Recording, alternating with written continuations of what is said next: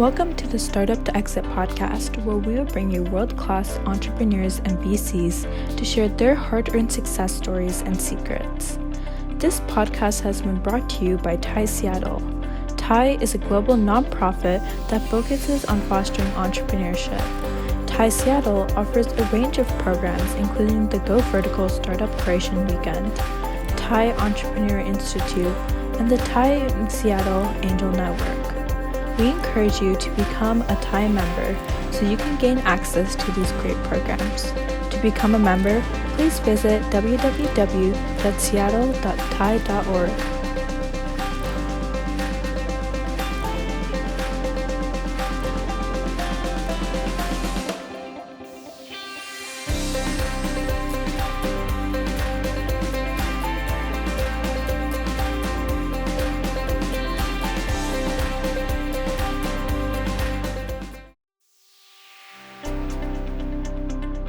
The founding of Rover and the vision behind Pioneer Square Labs with Greg Gottesman. Like with a lot of great startups, Rover came from a very personal problem and experience, a poor customer experience that I had. So our family pet lab named Ruby was we didn't have anyone to watch her, and so this is in the Seattle area. There's this wonderful tournament in Spokane called Hoop Fest, and I think it's the largest 3-on-3 tournament, basketball tournament in the world. Right, it happens to be located in Spokane, Washington, and so my two boys would participate in that, and we as a family drove down to Spokane, but for that particular weekend, we could not find anyone to watch Ruby. We asked, and the hotel that we were staying at didn't allow for dogs, and it was just, we were, maybe we shouldn't go, but they were on teams, and so they had, people were depending on us to show up. So we put Ruby for the first time in a local kennel here. It's actually in the central Seattle area. I won't name it because it's probably done more to hurt the kennel business than any kennel in the country in retrospect. But we put her in a local kennel, and we went off to Spokane for Hoop Fest. One of my sons actually did really well that weekend, and he ended up winning the tournament. At this point he's no great basketball superstar or anything, but he had a great team, and they did well in their particular bracket. And so we were a little bit late coming back. So on the way home on Sunday, there was some traffic, and I called this kennel, and I'm like, "Hey, we're running a few minutes late. Can you, we're going to be there at like 5:04 or something. Can you keep the doors open? We really want to get Ruby." And they said, "Of course."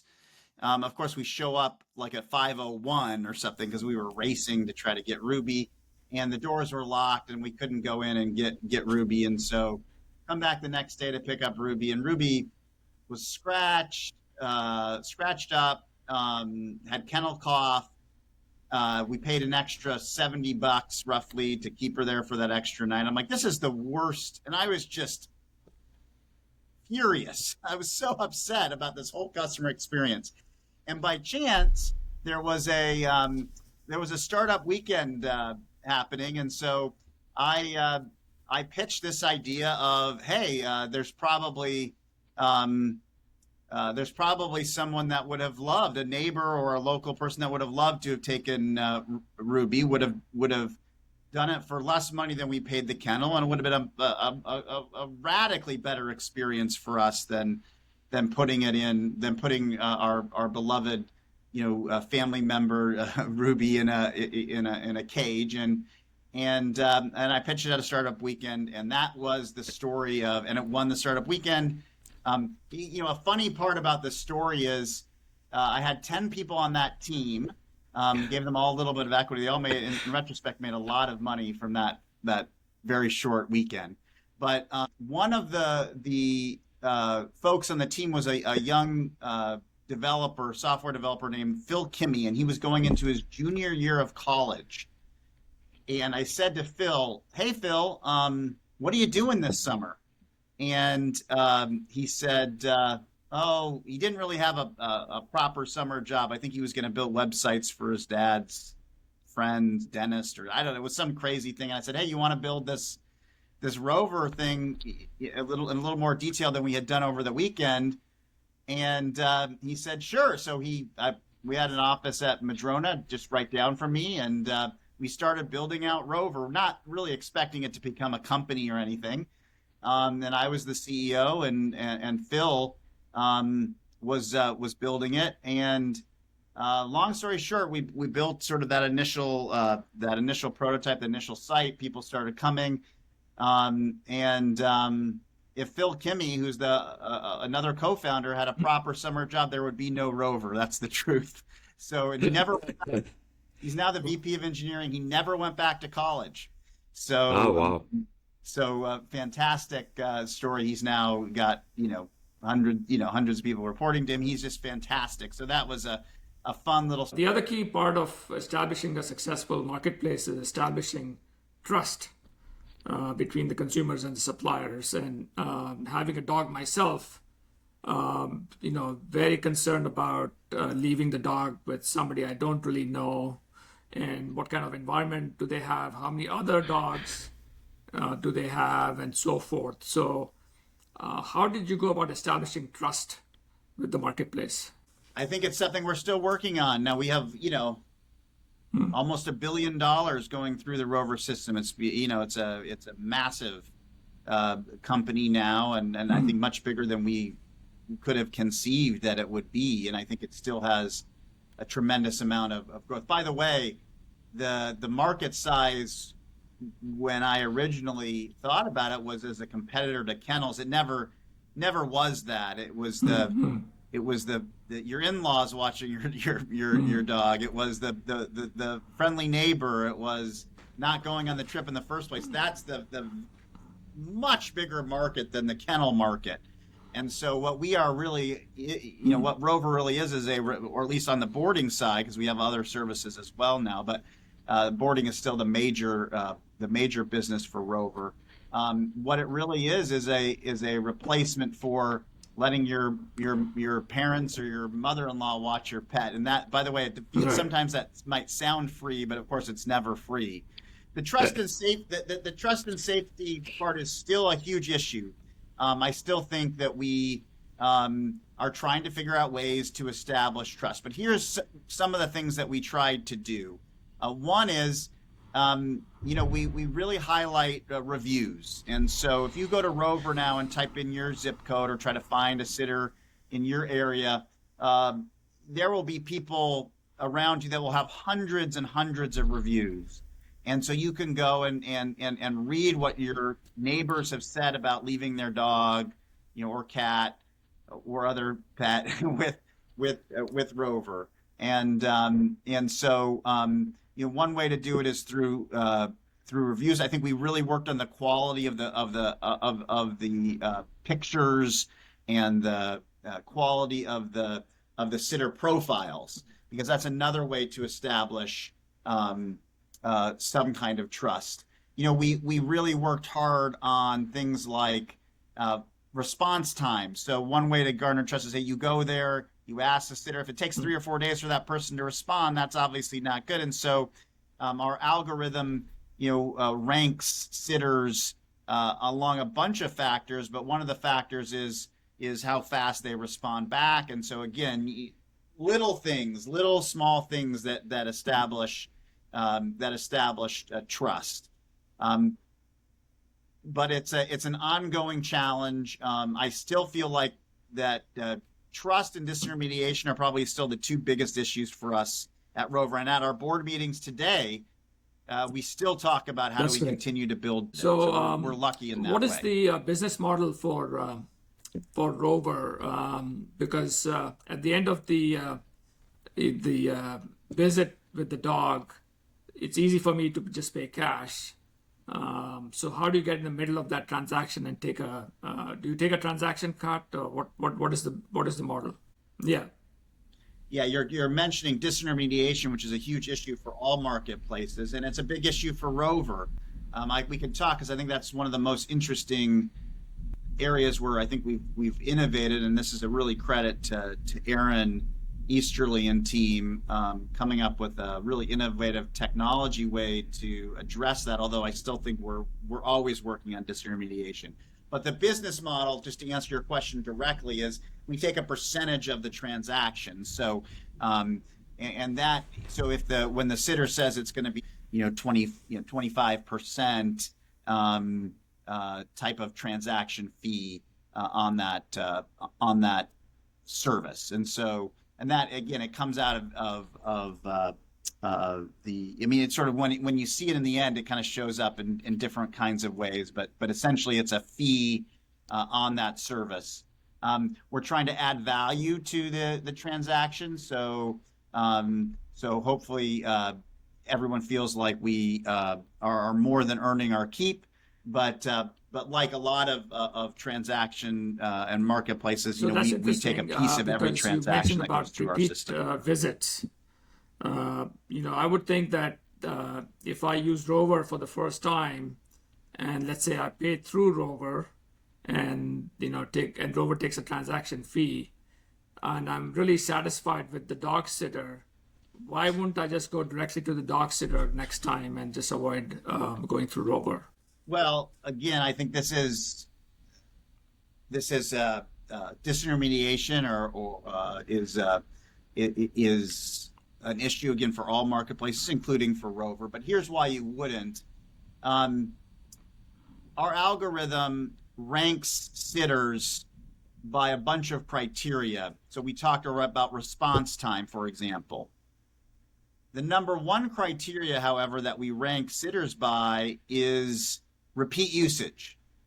So if you are a Rover sitter and you have a bunch of one-time sits, but no one ever repeats, there's a couple reasons that might happen. One is that you're a terrible sitter and no one wants to go back to you. By the way, over 90%, I think it's well over 90% of folks get 5-star reviews. So and I think in part that's because people are happy with the service and it's so much better than the alternative.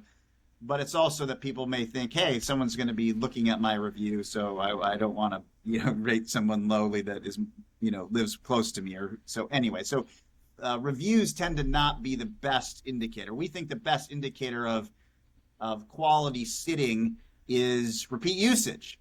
So one reason that you might not have high repeat usage is that you're not a good sitter. Another reason that you might not have high repeat usage is that you're cheating. So I go to you, Sharish, I sit you, and the next time I say, hey, well, let's just go around the system and let's just use Rover. Well, our algorithm detects that. And so guess what? Like if you do that, the chance that you're going to show up high on the next, when someone else is looking for a sitter in your area, is very low. You may show up, again, if we don't have proof, we're not going to kick you off the system. We don't know that you're cheating, but the algorithm is pretty good at detecting based on experience that someone might be cheating.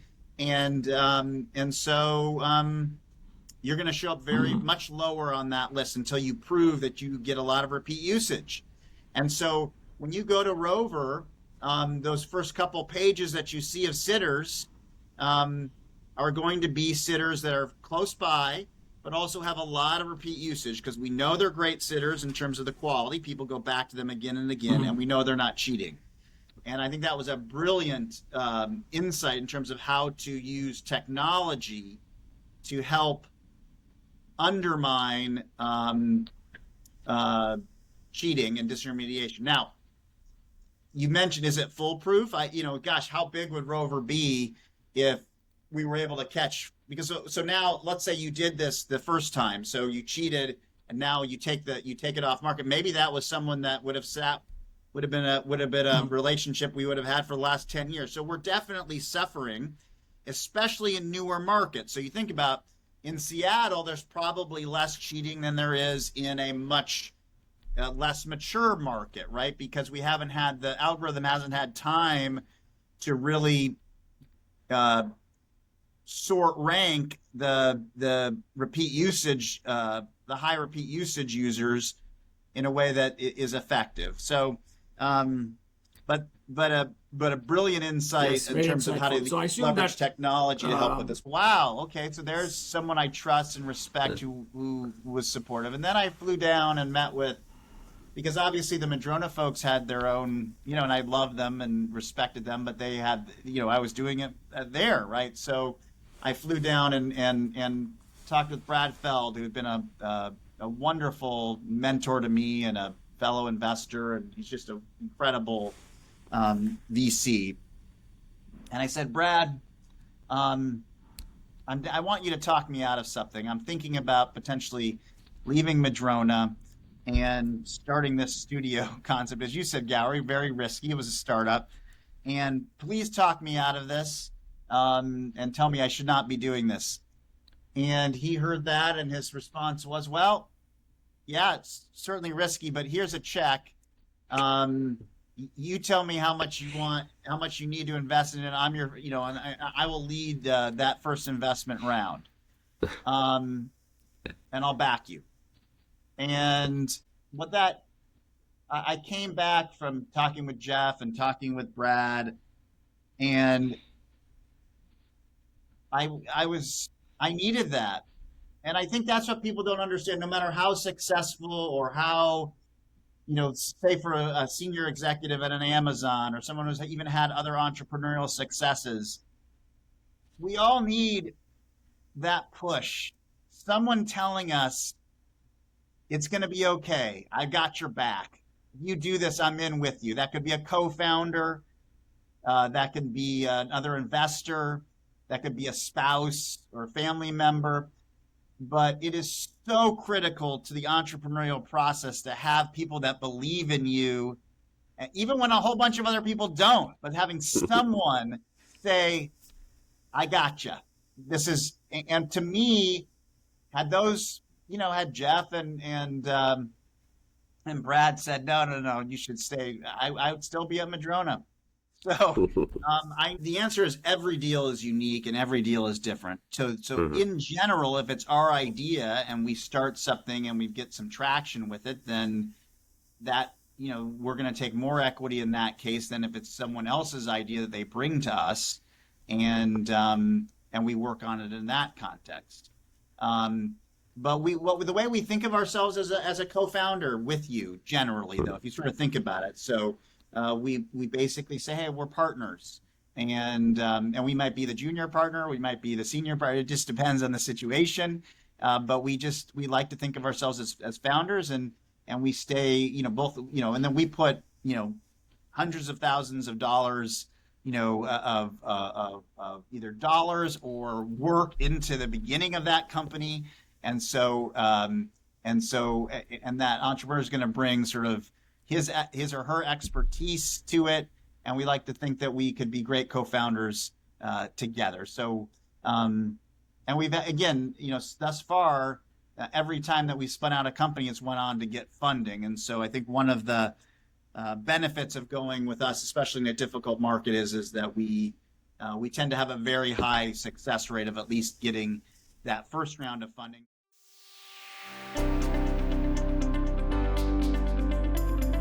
The founding of OfferUp with Nick Huzar.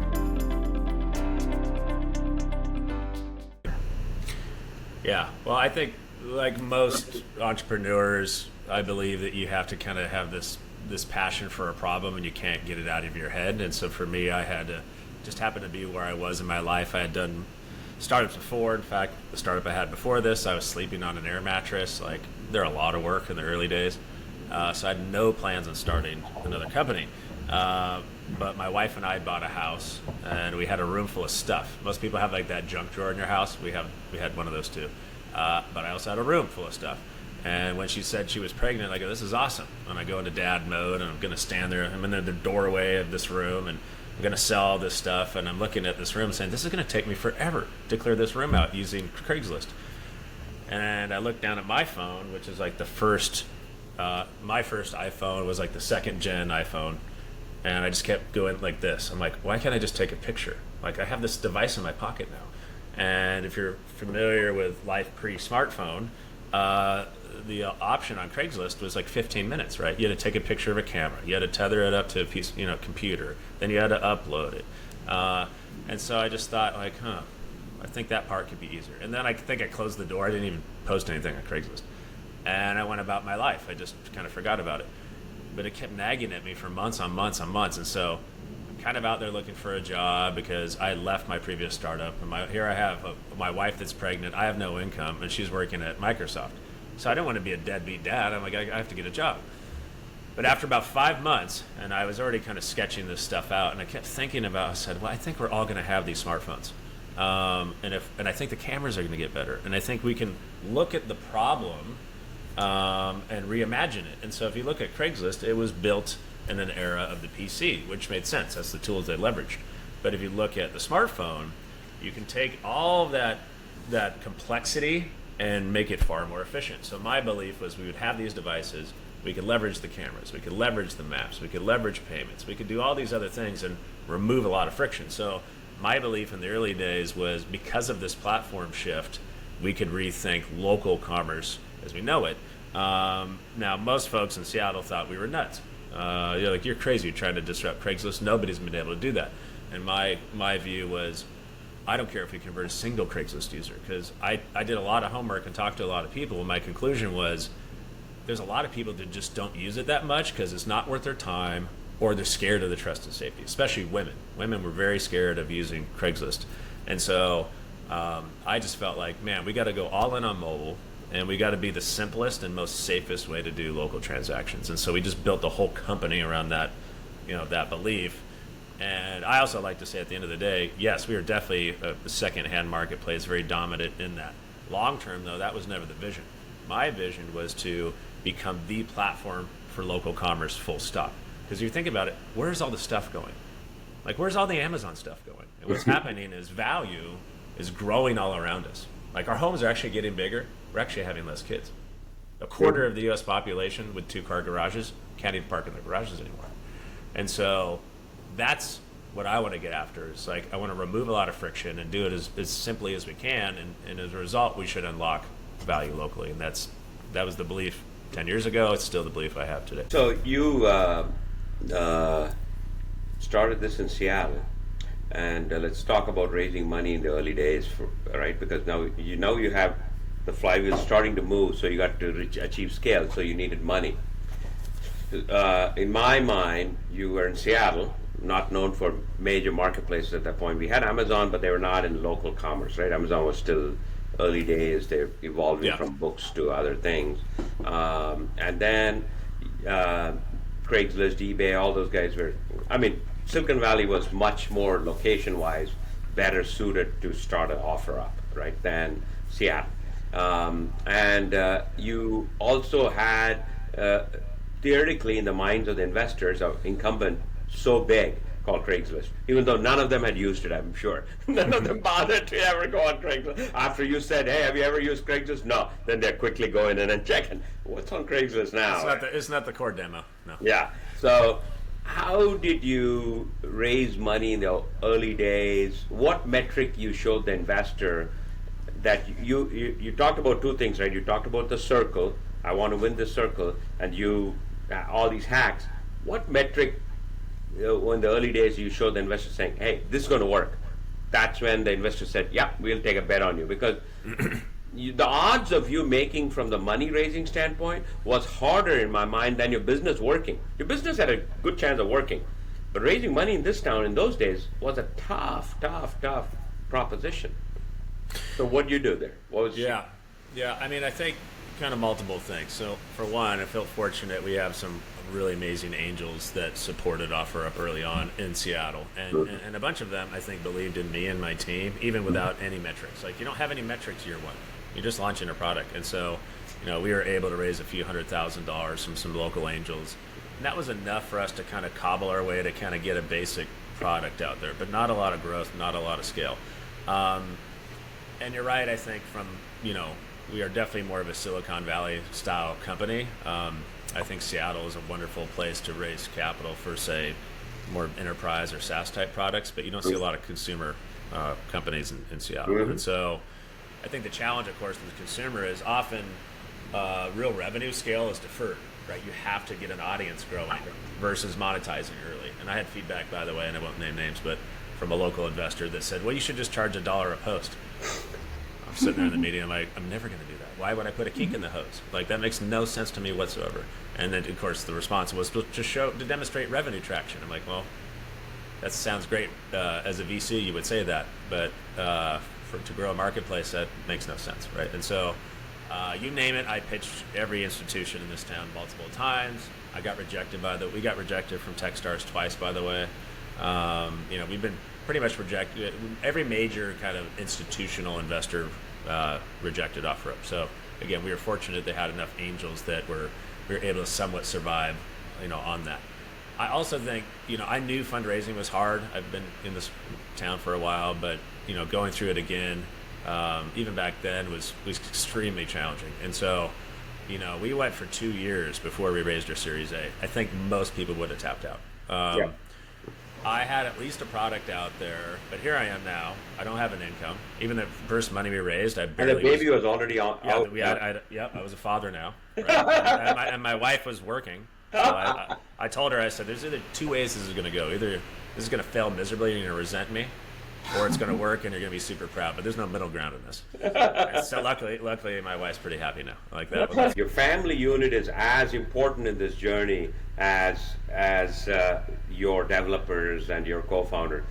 And people just kind of think of separation, right? Yeah, I got work and then I got family. Yeah. No, the pressure of a startup is clearly unknown for first-time entrepreneurs, and certainly for younger entrepreneurs. They just think, hey, I'm just going to work 24/7. Well, you got a baby. That's got to be fed every couple hours. So and your wife, in your case, your wife was working. So wow, that's a incredible journey that you went on.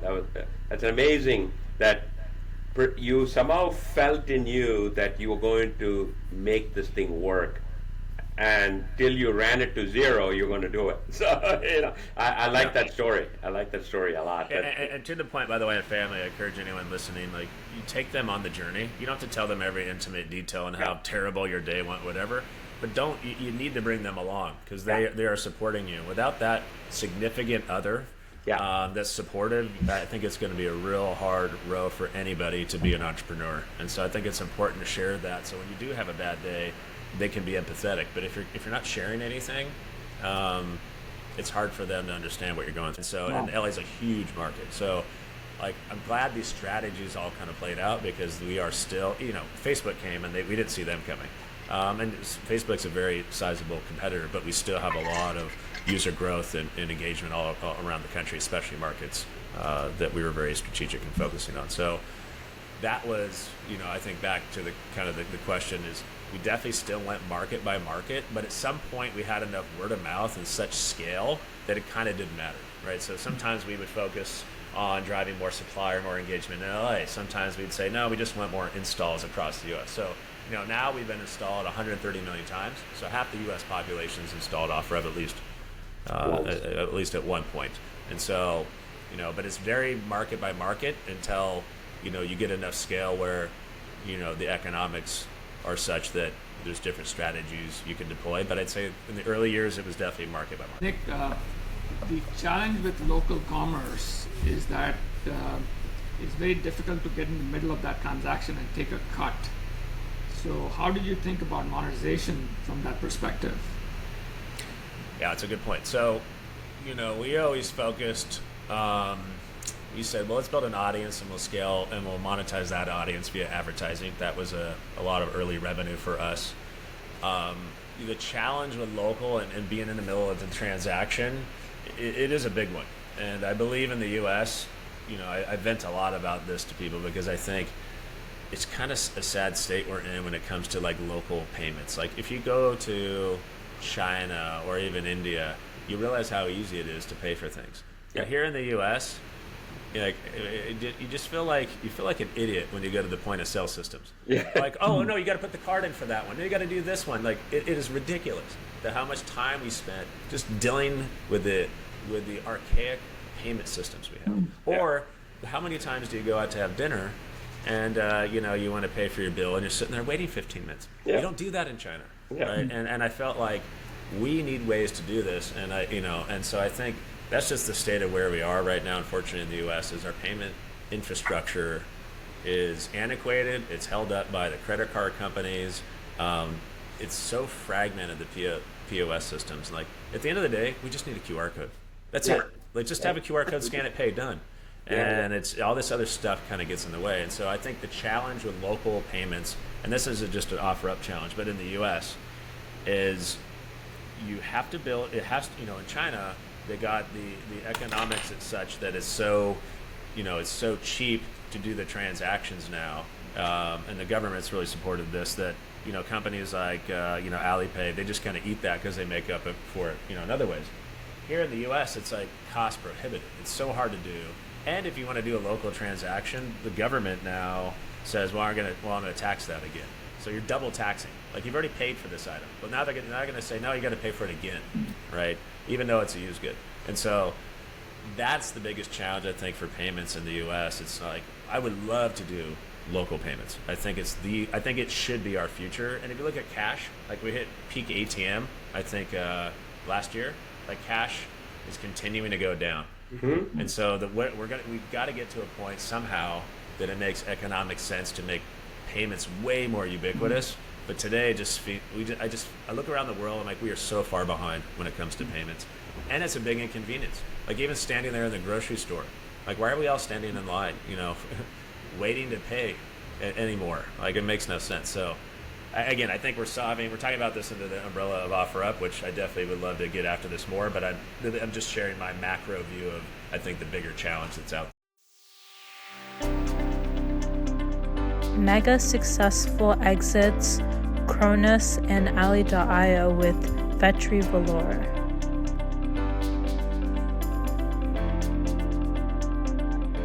What made you decide to become an entrepreneur?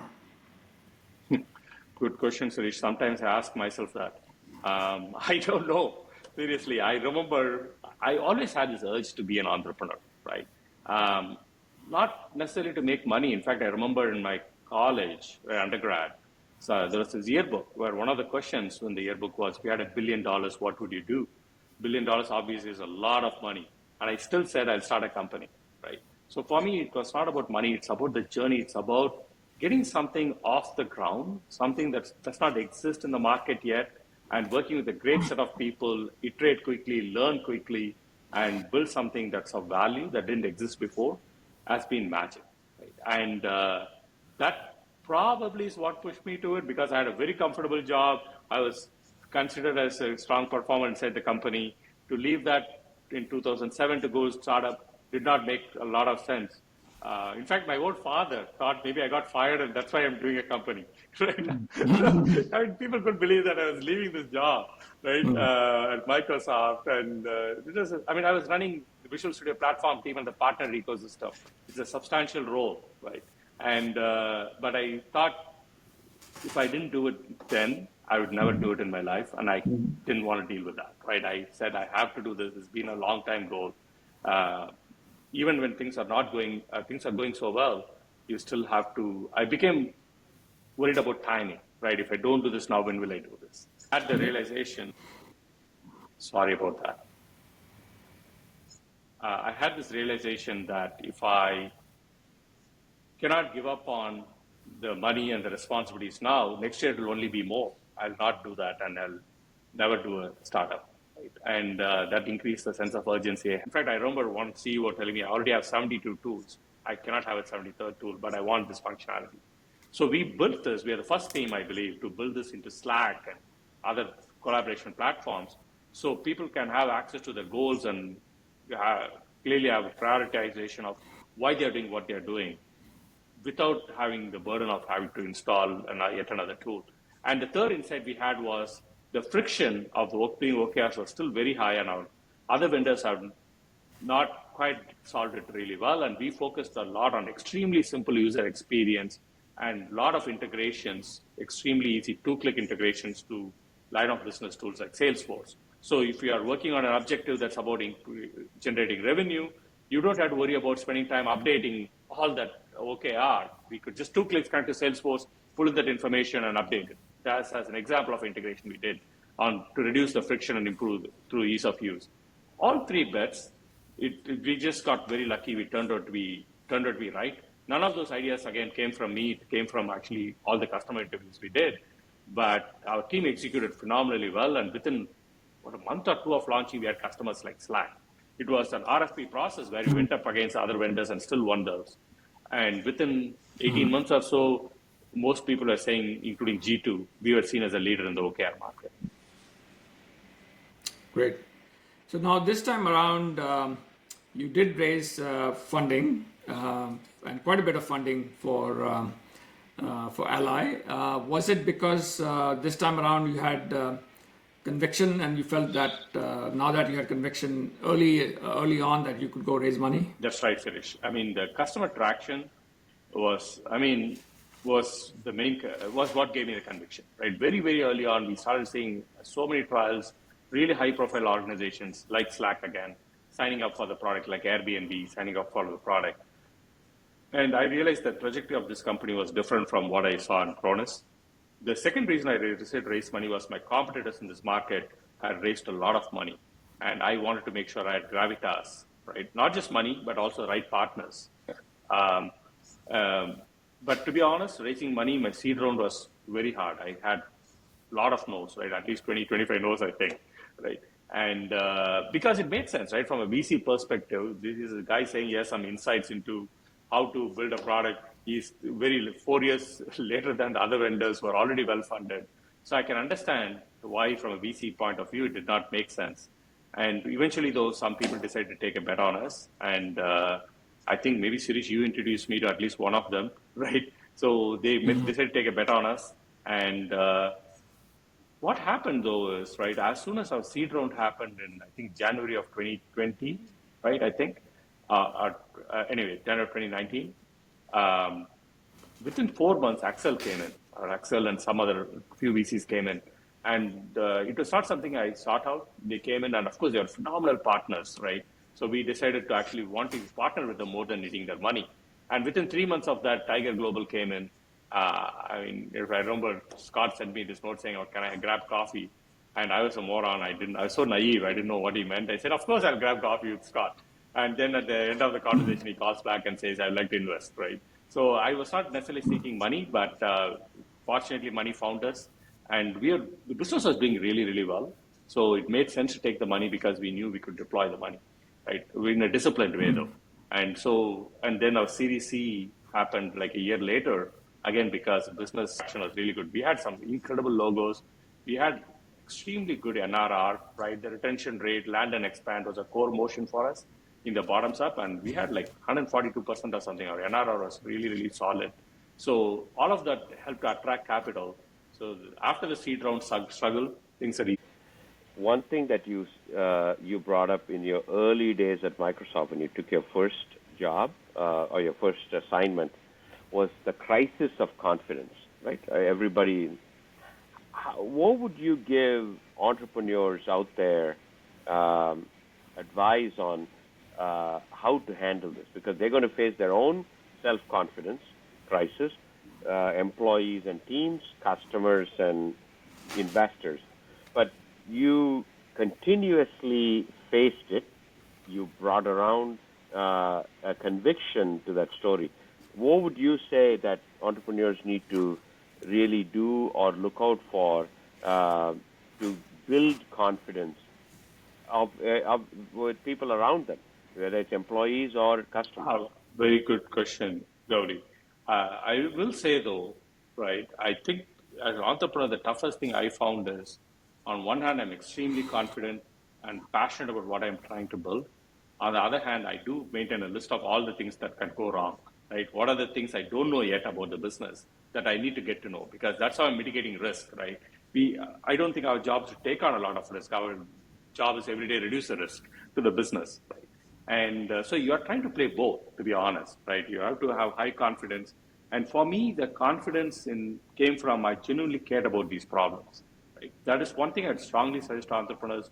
Do not look at a space because it looks interesting, but see whether you deeply care about the problem, solving it for that customer. Right? The solutions will change, right? I mean, that you'll pivot and you'll do all those things, but you have to deeply care about solving that problem, in my opinion, or about that customer. Right? In both cases, with Ally as well as with Cronus, and now with the third startup, I just feel like I deeply care about this problem. I spent in some cases years thinking about this problem, right? And I just feel convicted that I have to go and solve it, right? And I think that is key because, and then on the other hand, though, you do have your list of questions, right? There are so many unknowns, particularly in my third startup now. I'm just starting, so a long list of unknowns, right? That I can't pretend like I know yet, right? That's dangerous. So I do make a list and say I try to create a plan for what are the top 3 unknowns at this point that can kill the company, and I try to actually go and solve it. And I share that with my team too, right? We all share the conviction of we are trying to build something amazing. It's also a very important problem, and we all genuinely care about it. But we all are also obvious. I mean, we also know that there is a list of unknowns, right? That's going to stop us from solving it. And our job is to go make them knowns. Right? So I think I would not say it's a blind confidence. It is confidence on one hand that comes from a deep desire to solve the problem. On the other hand, you have to be pragmatic about what is it you don't know and how you can get to know that. That's incredible that you kept this list so you can de-risk the company every morning. Yes. I think a lot of entrepreneurs forget that. I think some people do it unconsciously, but I thought it was helpful to actually write it down. I've always believed that you have to sort of commit by writing it down, especially something so important, because it's just not investors that you only have to de-risk. You have to de-risk your employees, your customers, everybody. And I think in both, you had the journey with both Microsoft and at Cronus where you had to constantly de-risk. That seems like that's stuck. So I think entrepreneurs listening, start making a list of things that you don't know and you need to know. And focus on the top 3, right? There will be a lot, right? And focus on what can kill your business if you don't solve it or get to know it soon. Now, having been in Microsoft, why did it aid? Because by the time you got into Microsoft, which was a good 13, 14 years, a complete generation had gone by, new CEO, new culture, pandemic had onset. What made this work? What did you have a special approach that they had not done? They had acquired enough companies. They continue to acquire a lot of companies. What made it special? I mean, we were good question, Gauri. Let me reflect on that, right? The reason I think the integration went very well, in my opinion, is number one, the culture of the company, Microsoft, has changed significantly since the last time I was there. I mean, you wouldn't believe it, right? In the first month, my small team was part of Microsoft, this massive company, and people reaching out and asking, how can we help? I'd never seen that happen even once in my previous stint at Microsoft, right? The notion of one Microsoft, right? If we are going to win together and we're going to work together as one Microsoft was very evident. And that actually helped a lot. So many teams helped us actually get integrated, our product, our team, right? That made a very, very big difference. The second thing is actually us, not just me, there are several people in Ally who came from Microsoft background. Us being very familiar with the Microsoft culture made it much easier, right? In many cases, I knew other leaders in other parts of the company, so I could reach out and ask for help or figure out how we can get to our product milestones and so on. The third thing is actually both Microsoft and my Ally team's drive to actually make this integration work. The reason we were here, we could have been independent, was to get 100 million users. And we just want to get there, right? So we were working super hard. In fact, some people remarked, right? We are still working like a startup, right? But now we are part of this $200 billion a year company, right? And my take was, I don't know any other way of working, to be honest, right? This mission of getting to so many people, bringing purpose is so important, and we didn't want to lose this opportunity. So we were very driven. My team did a phenomenal job. But without the culture, without the help from other teams, none of this would have happened. So all three were, I think, core. So entrepreneurs, right, are in a new era, right? Because when you left Microsoft, 2007, 2008, yeah, we had a slump. Then we had this incredible boom, right? Nearly Yeah. 15 years of just only up and up and up. Now we've had some market correction. Now they're on to unit economics, just not growth for growth's sake. Those all kinds of other factors have come in. Now, now that all that reality is, and with your experience in two startups and two successful exits, what would you tell first-time entrepreneurs who are just starting out on this journey and haven't had the experience you had with your last two ventures? Uh, to be Gauri, I don't know if you know. I think you know this, right? When I started Cronus, it was 2007, Yeah, and within yeah, 4 or 5 months, the financial crash happened in 2000. Within a few months, the crash yeah, happened, yeah, right? yeah, It yeah, was definitely not a great yeah, time, yeah, right, to start a business. yeah, But I learned actually. I would say two things. One is again what I said before: believe in what you're doing, right? It's going to be a tough journey. A lot of people think they get excited of an idea, they think it's exciting and they're gonna make life is going to be great. But that's not been the case for my last two journeys, right? It's a lot of struggles. Every day there's a struggle. Every day there's a challenge. There are days where I've woken up and thinking, man, everything has gone to hell. I don't know how we're going to last a day or a month. And that same evening, I've gone to bed thinking we are king of the hill, right? So it's an interesting journey, but it's not easy at all, in my opinion. So you have to believe in something. You have to that's long lasting, right? That is one. I would say the second is I think constraints are your friend, right? Having less money, right?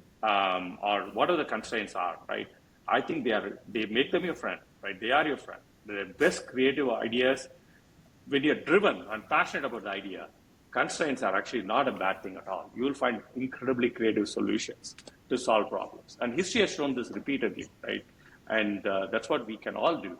Uh, I'm not terribly worried about the market conditions or fundraising conditions, to be honest, because I think people are passionate, driven, will be creative, and they'll still manage to solve problems. That's why they say the greatest companies get created in tougher times, right? and that's why Cronus was successful, and you built on top of it because you started the hardest part. Developer Joy through generative AI with Rajiv Rajan. Okay. So after you said 4 to 5 years, pushed for the opportunity for Atlassian CTO position, what made you consider that opportunity?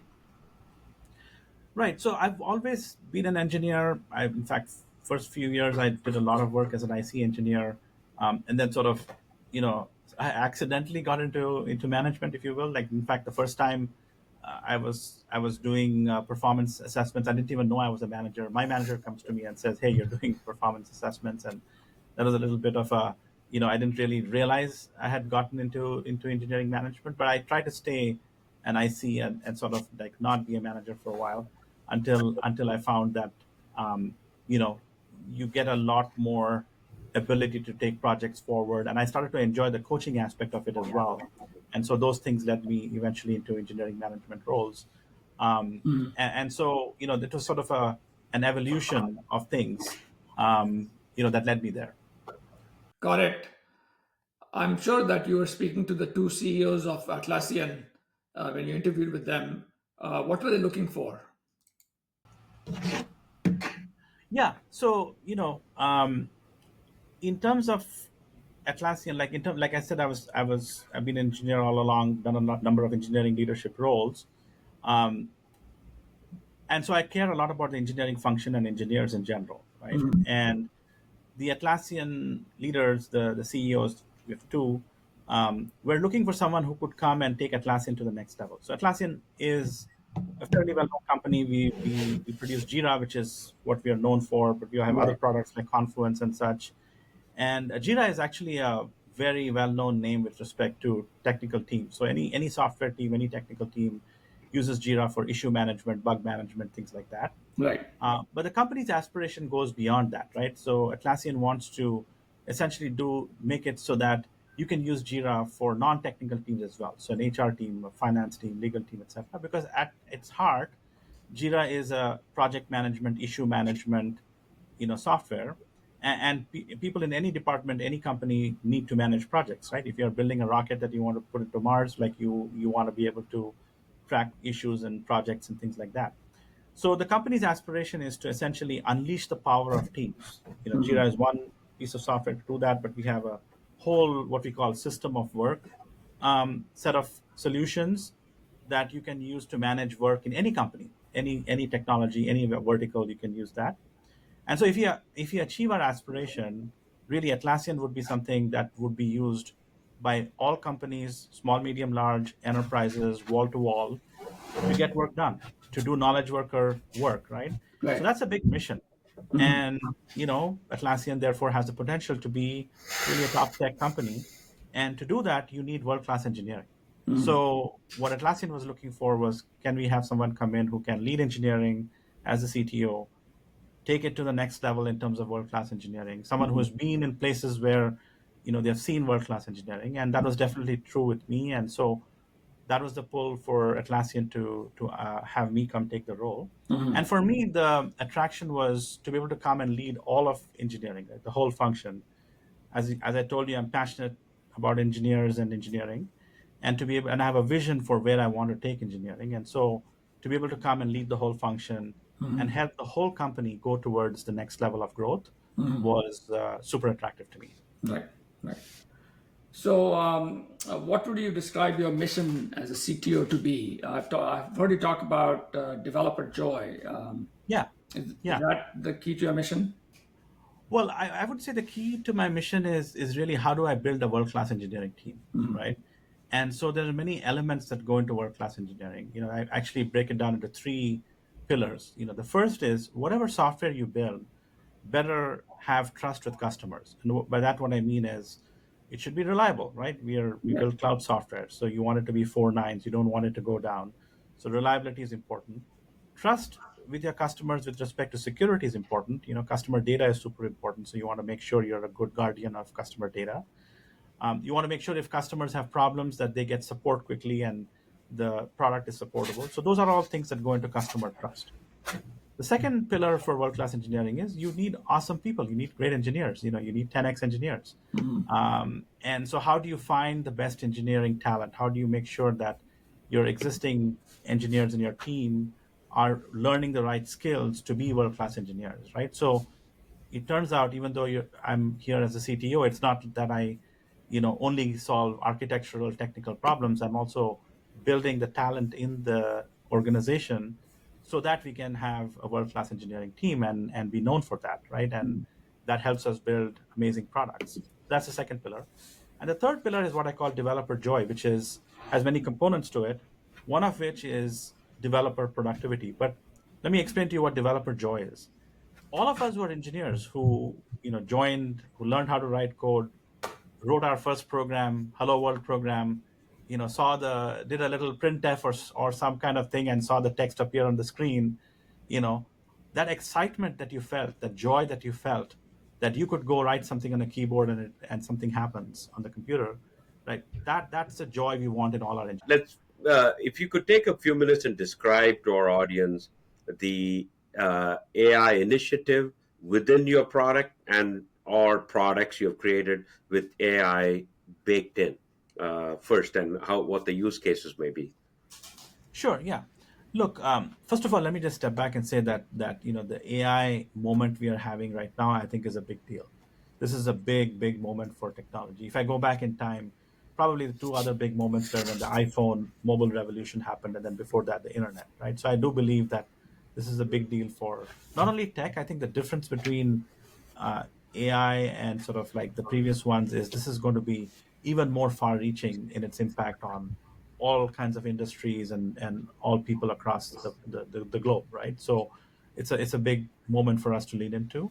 Like I said before, AI has been around and ML has been around for a while. What's really revolutionary is the LLMs and Gen AI and the ability to like really train a model to understand language and then therefore transpose text between computer things and languages and so on, right? And so uh, when I look at it, there's kind of two different things happening. There's the LLM wars, if you will. There's a whole bunch of companies building LLMs and so on. That's similar to the cloud wars, excuse me, or the browser wars of before. And certain companies will operate in that mode, and that's what they will go after. And so there'll be some winners and such. Um, we are not in that game. We are in the game of applying those LLMs to our end users to make our end users more productive, right? So Atlassian is in the knowledge worker game, right? So if you think about what knowledge workers do in any kind of company, right? They do work. How do you define that work? Today a lot of that work gets defined in spreadsheets or bespoke tools and things like that. Whereas what Atlassian is selling is a system of work, all the way from OKRs and goals at the C level, down to team goals at the departmental level, down to Jira tickets at the individual level, right?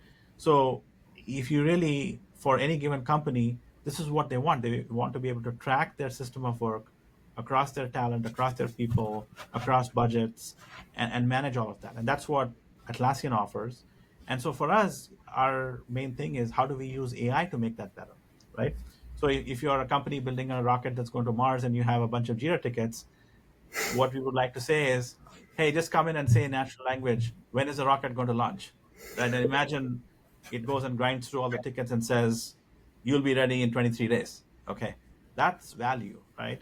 And so that's what we are working on is how do we bring not only natural language, but also AI productivity to the work that you do using the products that we offer you, right? You have hired us to set up the system of work. How can AI make you more productive, right? Another example is we have something called Jira Query Language, JQL.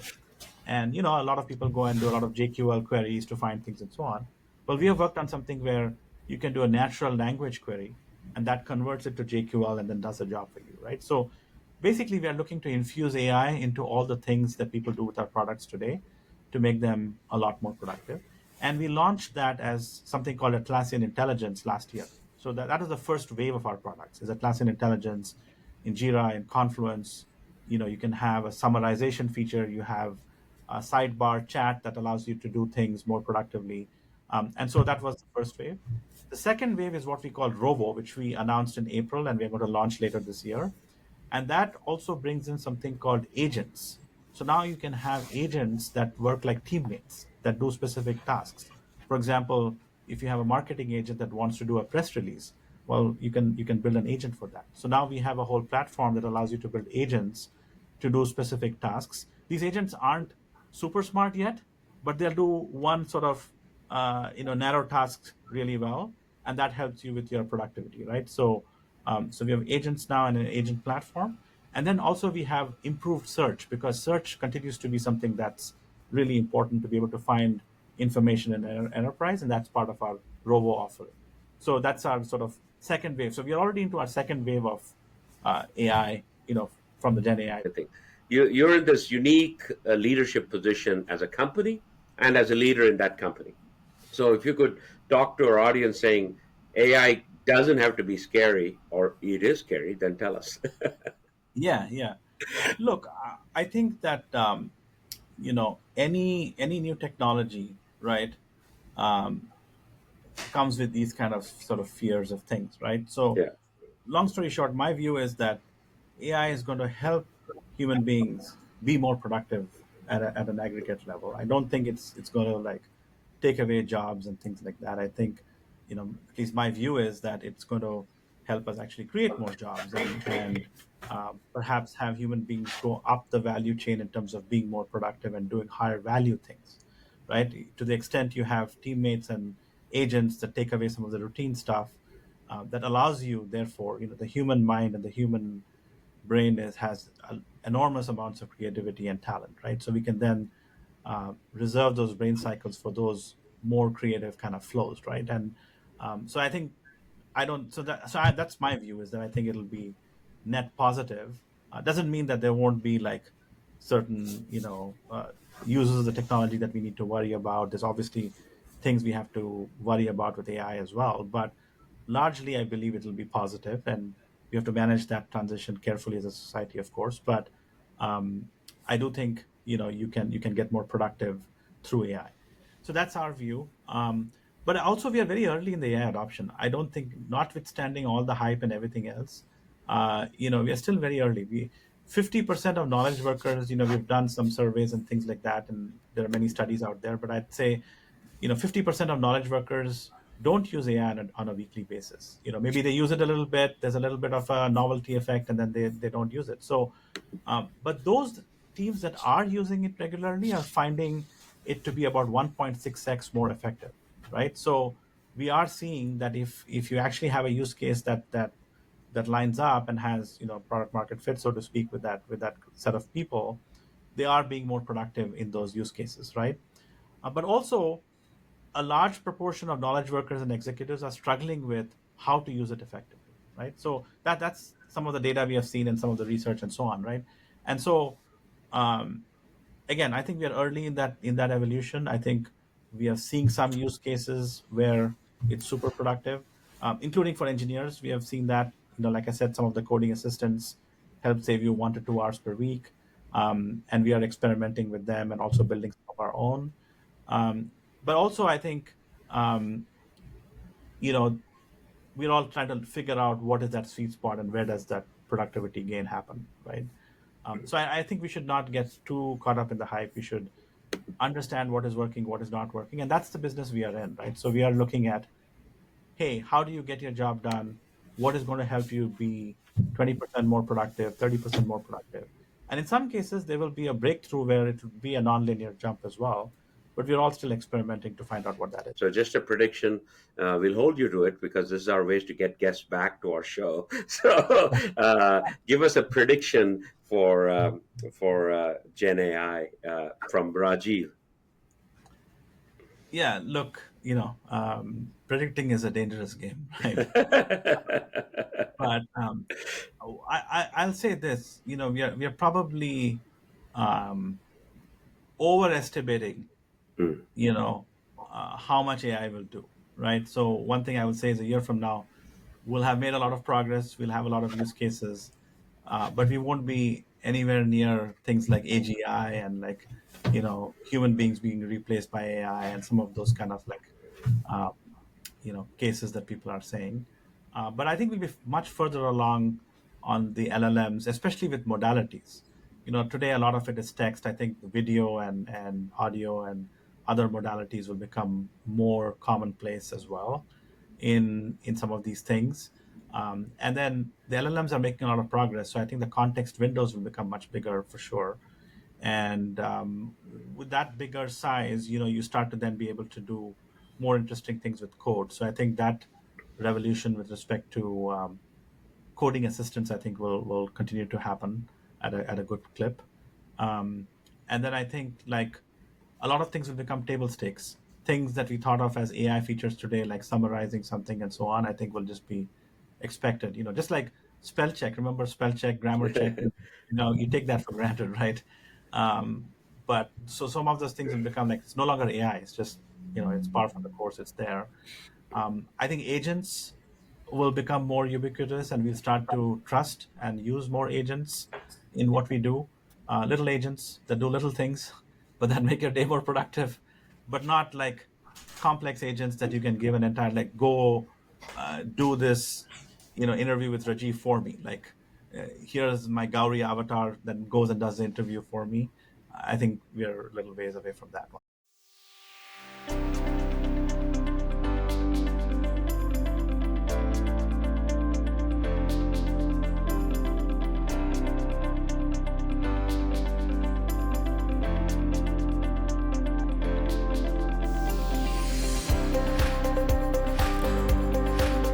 Thank you for listening to our podcast from Startup Exit, brought to you by Dice Seattle.